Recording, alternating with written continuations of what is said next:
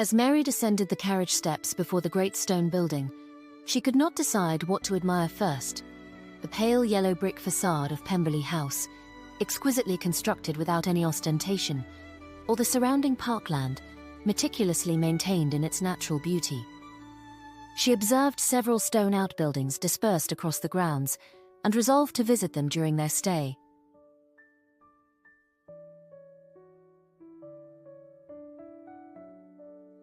Her parents joined her on the gravel driveway, both struck dumb at the grandeur of the house, stood together, hand in hand, before the large, double doors, were the master and mistress of Pemberley.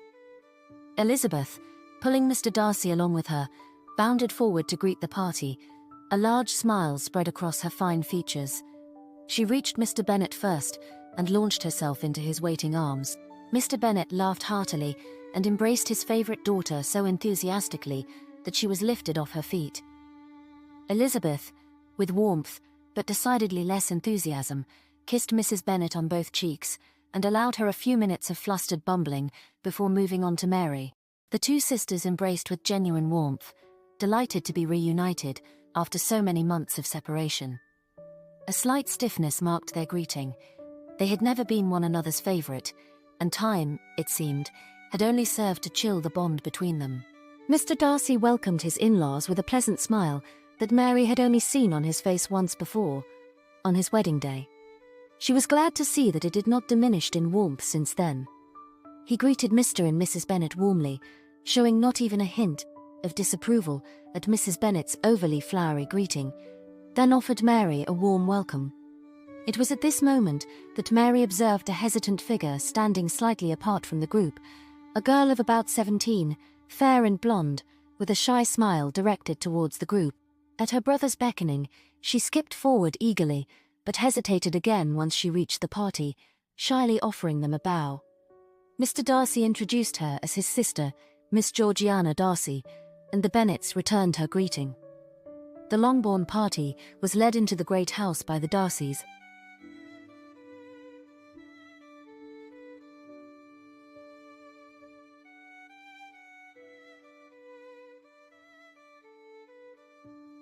Mary was struck again by the refined elegance of the halls. The furnishings and finishes were exquisite, tastefully arranged, opulent yet never ostentatious. The Bennets were taken directly to their rooms. They had been later in arriving than planned, and so there was only enough time to refresh themselves and dress before dinner. Mary's room, opposite that of her parents, was as tasteful as the rest of the house. A large canopied bed stood against one wall, and large windows overlooked a pretty garden. Whilst the furnishings were fine, the room had been fitted with comfort, rather than ostentation in mind.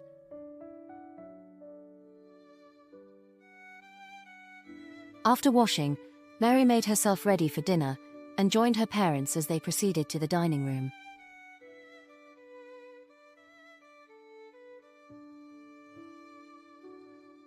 Dinner, a 5-course affair nearly as impressive as the room itself, saw the Bennets and Darcys catch up on old acquaintances.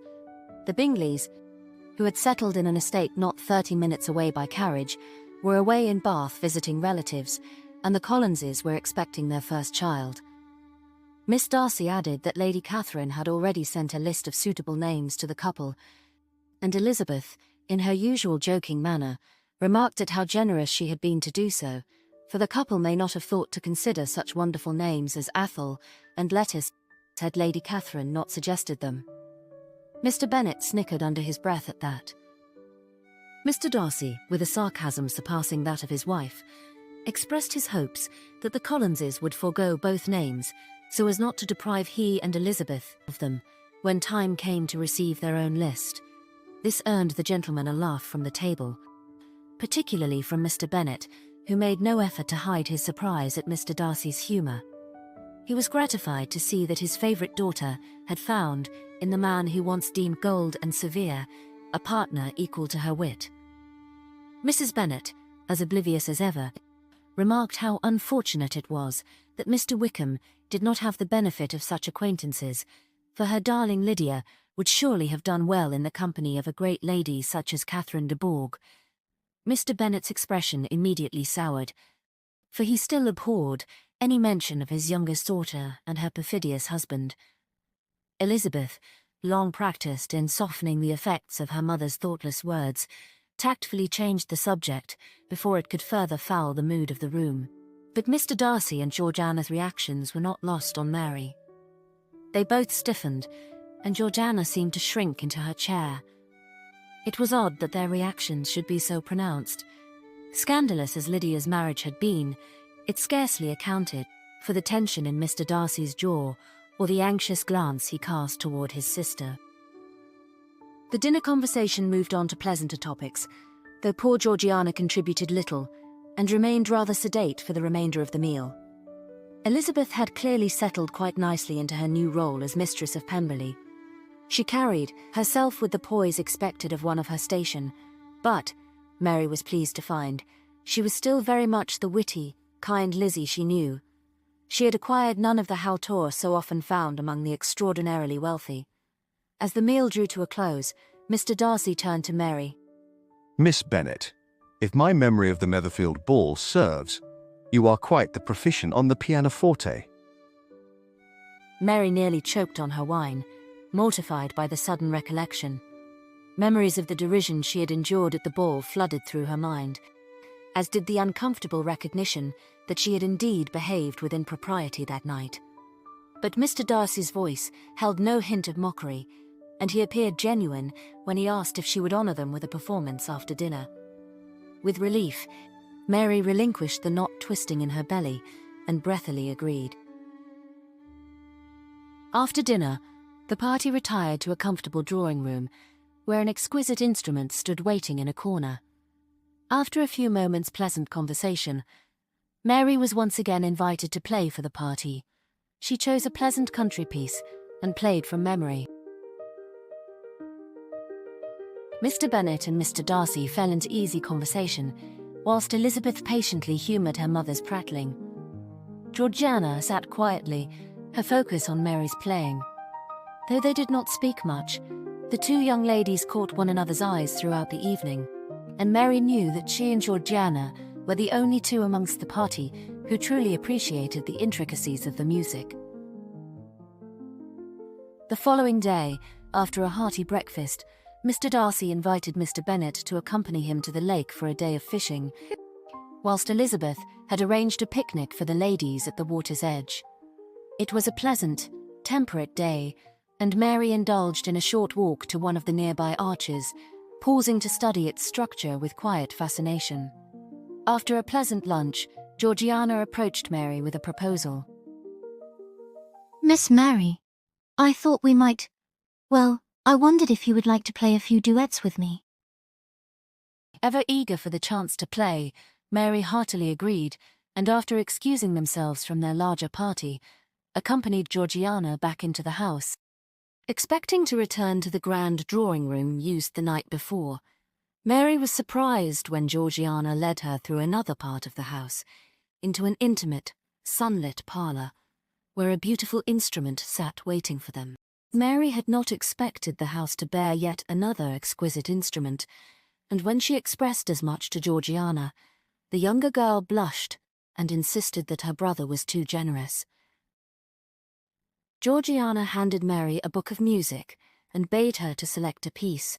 Mary had heard of Georgiana's talent, but since it had been Mr. Darcy who had sung her praises, and he so clearly doted on his sister, Mary decided to err on the side of caution. She selected a little Italian song, manageable enough for anyone with at least modest skill, yet nuanced enough to avoid any insult an easier piece might cause. The two ladies sat down together, and Georgiana gave Mary a sly, knowing look as they began to play. They flew through the piece, their hands moving in effortless harmony.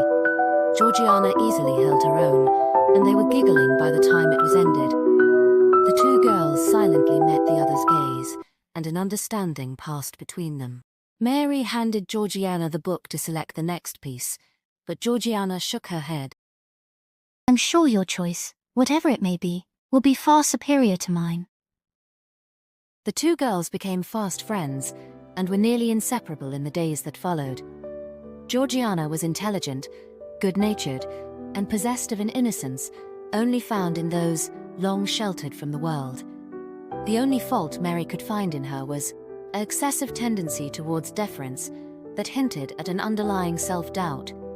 How strange it was, Mary thought, that a girl so accomplished, amiable, wealthy and beautiful, a girl for whom the world was open and endless, should lack confidence.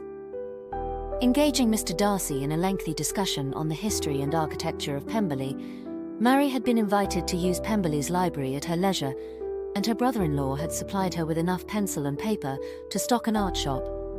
And so, every day, Mary walked the grounds and made a study of the various architectural features of Pemberley, and, as Georgiana one day remarked, she had become more of expert than its residents.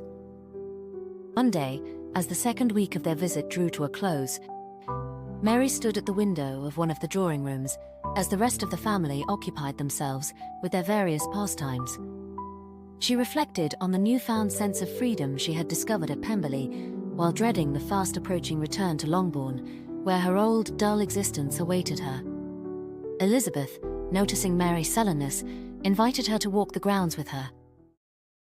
The sisters crossed the front lawn and continued around the water's edge, laughing over childhood reminiscences, linked arm in arm as they went.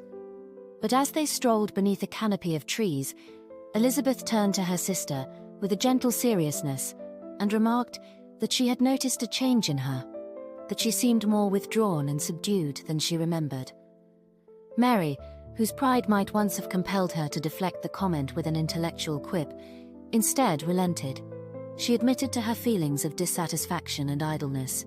She confessed she had always felt apart from the rest of the family, least favored by their mother, near invisible to their father, and of little consequence to her sisters. Kitty and Lydia had excluded her on account of her seriousness, while Elizabeth and Jane, though kind, often overlooked her, except to correcting her behavior. Her rather serious and intellectual nature made it difficult to form friendships with other young women, especially in Hertfordshire, where companions of her disposition and station were scarce. She told Elizabeth of her fears for the future. She feared that no path was open to her, at least none that would suit her nature or ambitions. Her lack of charm and beauty made marriage unlikely, and even if she did meet with a man who would have her, she doubted she could live as she desired within the confines of marriage, as most men would not grant their wives the kind of freedom she craved. The only other path available to her, that of a governess, seemed little different from her current situation. Living at the behest of others, never her own mistress, her accomplishments tolerated by those with no real interest in them, for most young ladies of good breeding quickly abandoned their accomplishments after marriage. More than anything, she wanted to be useful, to make real achievements with lasting impact, but she could not see how such a future might be possible. First, Elizabeth apologized to Mary and readily admitted that she, and all their family, had indeed neglected Mary. But she contradicted Mary's assumptions on her marriage prospects. Elizabeth believed that if she were of a mind to, Mary could easily attract a suitable husband. Perhaps not in Hertfordshire, where gentlemen were so scarce, but certainly in a larger city where intellectual men were more numerous. However, Elizabeth agreed that indeed Mary would have trouble meeting with a man with whom she could be happy, for even amongst the intelligentsia, most men expected their wives to occupy themselves with domestic rather than academic concerns. At the thought of Mary as a governess, Elizabeth couldn't help but laugh. Mary was certainly qualified for the position, but the dull routine of teaching needlework to girls who would never value the skill would, Elizabeth suspected, slowly erode her sister's spirit. Mary, who had been observing Elizabeth's new life with quiet interest, shifted the conversation toward her elder sister. She commented on the ease with which Lizzie had adjusted to her new role as Lady of Pemberley. Elizabeth smiled, shook her head, and admitted that she had struggled at first. Though the daughter of a gentleman, no one had expected her to marry so well, least of all herself, and she had found herself quite unprepared for the role. She wanted so badly to do the job credibly and prove her detractors, particularly Lady Catherine, wrong. Above all else, she did not want to shame her husband. who had gone against the expectations and hopes of so many in marrying her. Simultaneously, she was quite content with the woman she had grown into, and opposed the prospect of transforming herself into someone else entirely. It had been a delicate line to tread, and she credited her husband for helping her find her balance. "Let me be to you what Fitzwilliam was to me," Elizabeth said, taking both of Mary's hands. "Let me now be the elder sister and ally I ought to have been all these years. Together, I believe we can find a path forward to suit you." Mary had to work hard to hold back the flood of emotion welling up inside her. The sisters embraced one another and proceeded back into the house.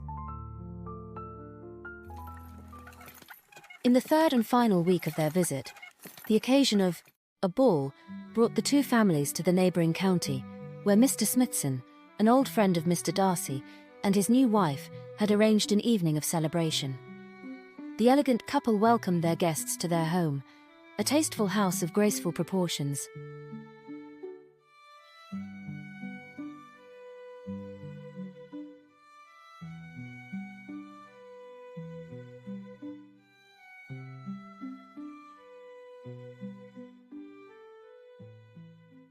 Dancing commenced shortly after the party's arrival, and Elizabeth and Mr. Darcy, as well as their hosts, eagerly joined the first set. While Mary and Georgiana stood in one corner, indulging in a little food and drink as the rest of their party danced, they were approached by a young man. Mary was surprised to see that Georgiana's greeting was both familiar and devoid of any shyness. She introduced him as Mr. Arthur Redgrave, the elder brother of an old classmate. Georgiana expressed surprise at seeing him so far from London, and especially at a ball, for Mr. Redgrave was well known to abhor them. "I am a distant cousin of the new Miss Smithson, though not so distant as to have escaped an invitation once my visit to the country was discovered." I'm surprised you didn't decline, as you usually do.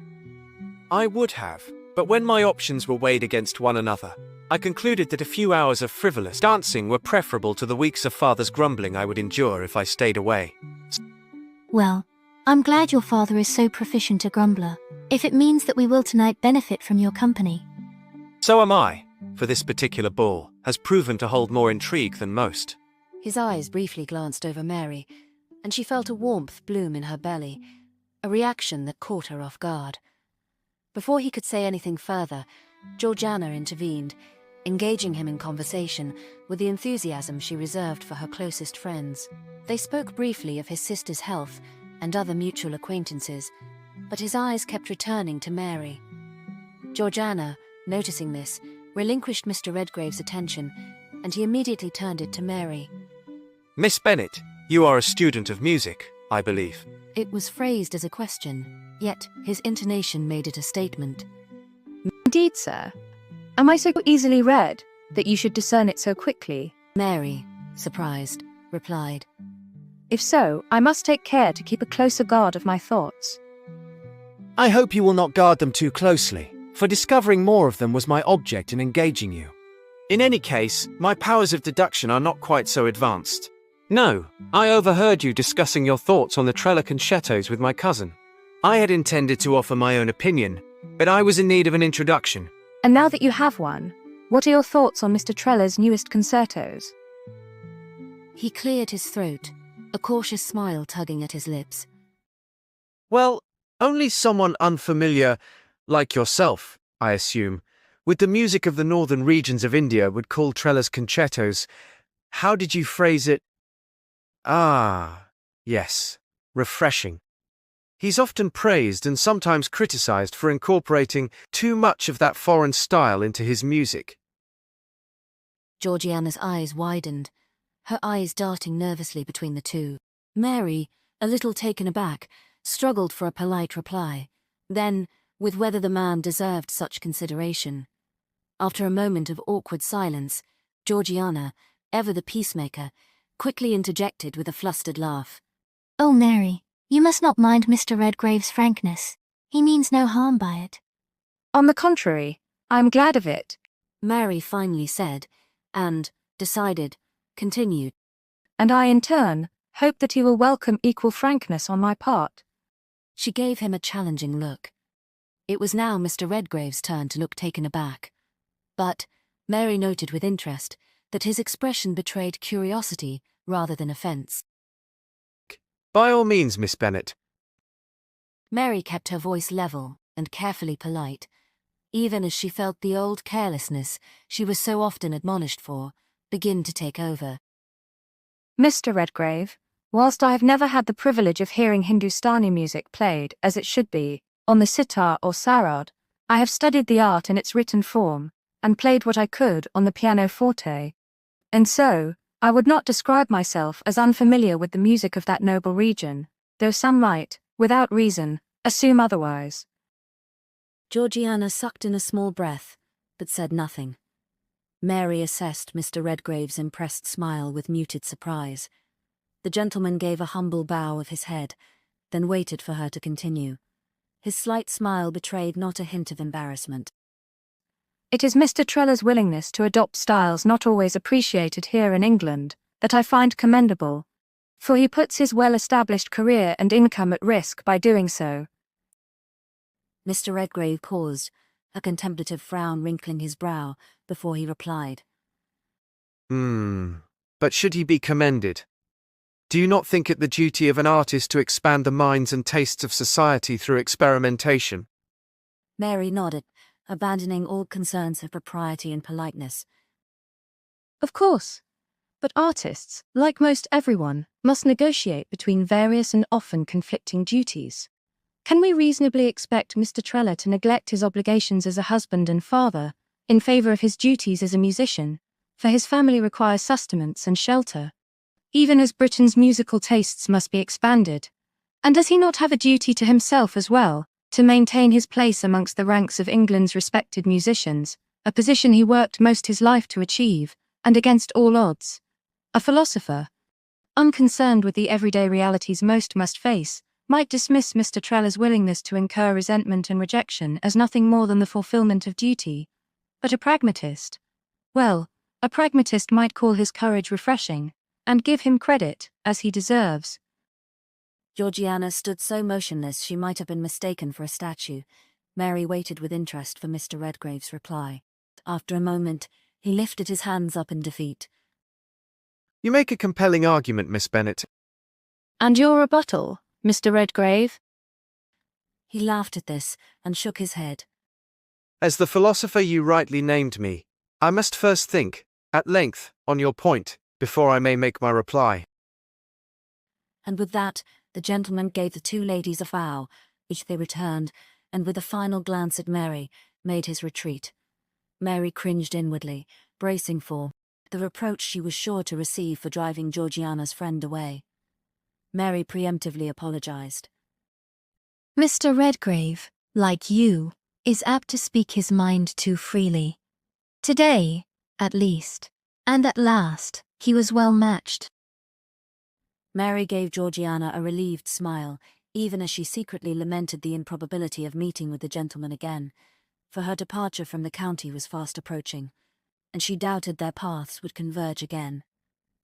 Georgiana pulled Mary towards a larger group, which consisted of the Bennets, Darkys, Smithsons, and a family of newcomers, the Ashworths. Mary and Georgiana were introduced, and informed that the Ashworths were a recent acquaintance of the local magistrate, who had taken it upon himself to invite them to the Smithsons' ball. Mr. and Mrs. Ashworth were a middle-aged couple, and their son, Markham, a handsome gentleman of impeccable manners, who immediately took a liking to Georgiana. He asked her to dance, and the two left the larger party as the music started up again. The Ashworths were most agreeable, and quickly engaged both the Smithsons and Bennets in conversation.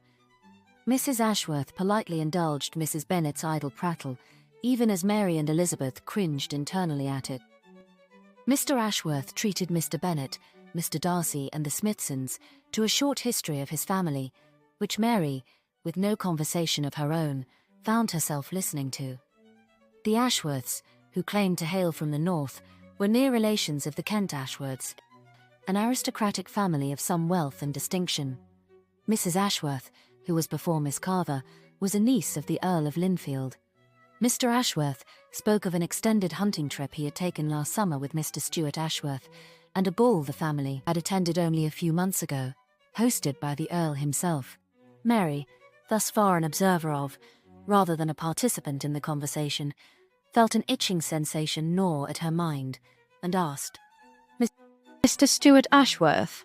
He was a patron of the London Philharmonic, was he not?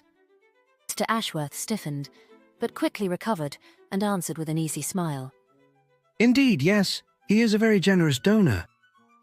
Mrs. Ashworth, who by now had managed to disentangle herself from Mrs. Bennet, regarded Mary with a stiff smile. I was sad to hear of his passing. What a great loss it was to the musical community. Mr. Ashworth's eyes widened in alarm, but he said nothing and simply nodded. But he passed 2 summers ago, did he not? And so, you could not have gone hunting with him last summer? Mr. Ashworth shifted uncomfortably and attempted to stutter a reply.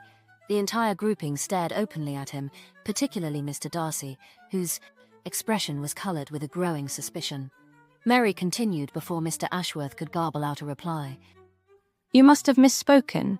I'm sure you meant the younger Mr. Ashworth. Samuel. An easy mistake. I am told that father and son bore a striking resemblance. Mr. Ashworth, wiping his brow, smiled stiffly. Yes, yes. Samuel resembles Stuart so closely, we often jokingly call him by his father's name. Mary had to work hard not to scoff at his pathetic attempt at a recovery. How remarkable that Mr. Samuel was able to traverse the wilderness in pursuit of wild game, from his wheelchair.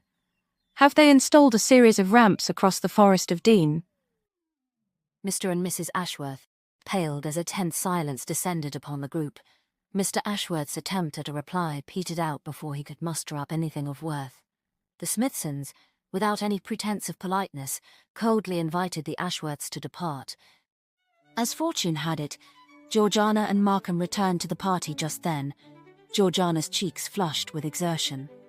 Without any explanation or further conversation, mother and father left the room, dragging their confused son behind them. After a brief moment of shock, the Smithsons turned to Mr. Darcy and apologised profusely, for the object of the fraudulent Ashworth's pursuit had clearly been Georgiana, or rather, her fortune. The Smithsons promised to report the family to the local authorities and to bar the local magistrate from making future invitations to balls on their behalf. Mr. Darcy was clearly upset by the incident, but he assured the Smithsons that he bore them no ill will, nor assigned them any blame, though he too implied that he would have words with the local magistrate. Mary, hastily acknowledging the thanks of the party, was only concerned for Georgiana, who still watched the door through which the Ashworths had left, confused by their hasty and unexplained departure. Mary and Elizabeth, in unspoken collaboration, spent the remainder of the night distracting her with conversation and food. After the ball was ended, Mary and Georgiana shared a small carriage, and the 2 young ladies spent the journey back to Pemberley in easy conversation. As the great estate came into view, Georgiana asked, Mary, why did the Ashworths leave so abruptly? Did they disapprove of me in some manner? Was anything untoward said about me? What little Mary could see of the girl's face in the moonlight told her that Georgiana was quite anxious for her answer. Mary, surprised that the sweet, innocent Georgiana should fear anyone's disapproval, hesitated before replying. She did not know what Georgiana deserved more, the truth, or shielding from it. Dear Georgiana, no one could meet with someone as good as you and find anything even remotely resembling deficiency. It was the Ashworths who were found wanting. They were frauds, convincing ones at that, and I suspect in search of a young lady of some fortune who their son might lure into marriage. Georgiana nodded, understanding dawning on her face. She bowed her head and said nothing. Mary continued. Once their plot was discovered, they were asked to leave, and they of course made no argument. Georgiana, still silent, hunched her shoulders. You must not fret, Georgie. Your wealth is a great gift, of course, but as a consequence of it, you will always be an object of prey for the greediest of the male sex, of whom there are a multitude. Do not think it a reflection of your worth. Those who would truly love you will do so regardless of your fortune, and those who desire wealth above all could never love anyone, with or without it anyway. If you are of a mind to pity anyone, let it be me and not yourself. Even with its inconveniences, great wealth is preferable to poverty. Any man truly worthy of you, Georgie, will meet with no impediment in making you an offer of marriage, and you will have no reason to accept him other than a desire to do so. My situation is quite the opposite, for most practical men would not make a poor gentleman's daughter an offer, even if they held her in the highest regard, and in the unlikely event that a suitable proposal were made to me, I would be induced upon by my family to accept it, even if I bore the man no great affection. Mary thought then of her cousin, Mr. Collins, her father's heir by virtue of an entail that excluded the female line from the inheritance of his estate. Elizabeth, when confronted with a proposal from that most absurd of men, had possessed the courage to refuse him, though such defiance might very well have doomed her to a life of poverty. Mary wondered, then doubted, whether she could have refused such an offer, even though Mr. Collins repulsed her as much as he did Elizabeth. In any case, she was glad she'd never had to decide, for if she'd refused him, Mamma's discontent would have been great indeed, and if she'd accepted, her own might have proven too much to bear. Take care, Mary, to check your pessimism. You are a gentleman's daughter, as you said yourself, and thus no man of good breeding would demean himself in uniting with you. You are accomplished beyond what any lady of your station is expected to be, and you are good company besides. As for a lack of money, my brother did not vex himself on the matter of Lizzie's fortune, for he loved her, and what is money when there is great affection? Mary found herself very much in doubt of Mr. Darcy's supposed indifference regarding Elizabeth's meagre dowry. Being rather more perceptive than others gave her credit for, she had begun to suspect Mr. Darcy's interest in Elizabeth as early as the Netherfield ball last summer. Yet, he had masked his admiration for months before making her an offer. Lizzie was the daughter of a gentleman, beautiful and charming. What then could have compelled Mr. Darcy to conceal his regard, other than her meagre dowry? In all likeliness, it had been Lizzie's many amiable qualities, the very same Mary could not boast of, that had worn away at his resistance. But Mary said nothing on this matter, weary of the high esteem Georgiana held her brother in, and quite satisfied that she had met her daily quota for self-depreciating. She chose not to remind Georgiana that few, besides her, thought Mary good company. The next morning, as the families sat down to one of their few remaining breakfasts together, Mr. Darcy mentioned in passing that an acquaintance of his had written to him seeking a recommendation for a governess. Unfortunately, Georgiana's previous governess had since retired to the country, and he knew of no one else. Oh, but our Mary could do the job credibly, for she is very well accomplished. All that time with her nose buried in books or plonking away on the pianoforte, since there will likely be no marriage to justify the inconvenience of her education, a position as a governess would at least give a point to it all and lessen the expense of keeping her. Mary swallowed her embarrassment, glad of the comforting hand Lizzie lay on her shoulder. Mr. Bennet shot his wife a bored, disapproving look, which she did not notice, before returning to his toast. Mary was at a loss for how to answer, for what her mother said was true, and so how then could she justify a refusal? A quick look passed between Lizzie and Mr. Darcy, and with understanding, he said, I would not do Mary the disservice of recommending her, for my friend's 3 daughters are decidedly untamed and determined to remain so. They have, I fear, overwhelmed many an experienced governess. In any case, the Welsh climate is no friend to the delicate constitution of young ladies.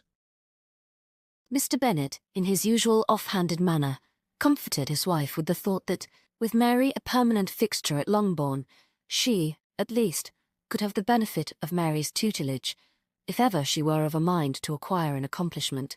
His low laugh told of how likely he thought his wife was to seize such an opportunity, and Elizabeth, barely suppressing her own giggle, shot him a half-disapproving, half-amused look. Later, as the families took a stroll through the grounds, Lizzie fell into step beside Mary, and slowly diverted their path away from the others, promising to catch them up on the other side of a meadow. I think, Mary, that I have found a solution to your predicament. Georgiana may have mentioned to you that she is soon to travel to London, where she will be under the care of a Miss Eleanor Whittaker, who has been given the charge of completing her education. This was a surprise to Mary. But Georgiana is quite finished, as I understand it. Yes, but her brother feels that she needs a little maturing. Mary was in agreement. Georgiana's innocence, endearing as it was, needed tempering with a little experience. We thought that you might go with her. Miss Whittaker is very capable. You could improve upon your French. She speaks the language as well as a native, and I think you could do with a little maturing yourself. Mary was stunned into silence. Elizabeth continued. I think you will find more in London who are ready to appreciate you than you ever will in Hertfordshire. And if you are determined, I think that is where you will discover the purpose you ache so much for. Mary began to object. How could she afford such an expense? And Mr. Bennet would never agree. Lydia's Brighton escapades and her resultant scandalous marriage were still fresh in his mind. He had allowed Kitty, his only other unmarried daughter, to leave home only under the firm and sensible guardianship of her aunt and uncle, the gardeners. But Mary would be under the care of a woman he did not know, in a city he so openly despised. Elizabeth waved all of Mary's concerns away, and assured Mary that if London is what she desired, then she need not worry about anything else. Mary nodded. I would leave tonight if I could. That night at dinner, Elizabeth made the proposition to their father. Georgiana could hardly contain her delight at the prospect, and Mrs. Bennet's thoughts turned immediately to London's larger pool of bachelors. Perhaps you might meet with someone there, Mary. You would have to take what you could get, of course. Perhaps a tradesman or a member of the clergy. Best not to be too particular, my dear. I cannot allow it. Mr. Bennet said. He halted Mrs. Bennet as she began her objections. Do not ask me to explain why, my dear, for all around this table know the reason, and I do not care to speak of it. Mary felt all hope disintegrate. Mr. Bennet, Mr. Darcy said carefully. I understand your concern perfectly, for I too have in my charge the care of a young lady, very much dear to me, who others would view as prey. I can assure you that Miss Whittaker, who is to take charge of Georgiana, is of the highest character. She has taken charge of several other young ladies, all of whom have done very well for themselves. I would not have employed her for my Georgiana if she was anything less than exemplary. Mr. Bennet frowned, considering Mr. Darcy's words. Well. And Mary is a sensible young lady, who would not be led astray as easily as others. Mary noticed, with interest, Georgiana's reaction to her brother's words. A slight blush coloured her cheeks, and she averted her gaze. Mr. Bennet shrugged, and after a moment of contemplation, nodded and agreed to consider the offer. Guarded hope flooded through Mary. After dinner in the drawing-room, Elizabeth pulled her father aside. He spoke before Elizabeth had a chance to. Surely you, Lizzie, of all people, must understand my hesitation. It was against your own advice that I allowed Lydia to go to Brighton. He did not continue, for he still could not bring himself to speak of the great shame his youngest had brought upon the family, when she had, without any thoughts of decency, quit Brighton and her assigned guardians with Mr. Wickham, who would never have married her if not for Mr. Darcy's generous bribe. Mr. Darcy's charity, an extension of his love for Lizzie, had saved Lydia from ruin, her sisters along with her. Mary is not Lydia. I will not deny that Mary has, at times, been prone to bouts of ridiculousness. But unlike Lydia's, hers arose from an excessive concern for propriety, not an ignorance of it. And if you would be honest with yourself, Father, you would see that Mary's unfortunate displays were merely misguided attempts to earn the respect and affection she was not paid by her family, and in this I admit equal guilt as that I assign to you and Mamma. Mr. Bennet, who was apt to deflect criticism with casual humour, at least had the decency to look guilty. Elizabeth continued. You must acknowledge that Longbourn holds no great prospects for Mary. Mamma lacks the intellect to keep up with her, and you, dear Papa, have and will likely continue to neglect her. At this, Mr. Bennet took offence. Neglect? Surely you cannot accuse me of that. I provided for Mary's education as she desired. She can boast of all the same accomplishments as Miss Darcy, which I must say, even you and Jane cannot. Nothing about her upbringing was improper or lacking. I do not deny that you provided for her. Rather, you did not befriend her as you did me. Mamma dismissed Mary on account of her plainness, and Jane's reserved nature made her ill at ease with Mary's disputatious temperament. Kitty and Lydia had not only one another's affections, but Mamma's also, and so they saw no need to include Mary in their schemes. And you and I, Father, finding her not quite so amusing, often forgot her, or dispatched her to her lessons to keep her from underfoot. Mary was left quite on her own, with only her books and lessons for company. I suspect her masters paid her more affection, in the course of her lessons, than her family ever did at home. Against this accusation, Mr. Bennet could mount no defence. He lowered his head in shame and cast a guilty glance at Mary, which he promptly withdrew upon encountering her anxious, imploring gaze. Let Mary go.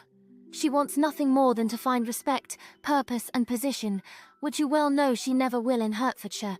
She will not jeopardize her chances by behaving recklessly, and she is too discerning, not to mention particular, to fall prey to the manipulations of an unworthy man as Lydia did. After a long moment of silent contemplation, Mr. Bennet glanced once more at his middle daughter, realizing that he had, in the past hour, paid her more mind than he had in the preceding 18 years combined. He nodded his assent, and in his usual way, assuaged his guilt with humour.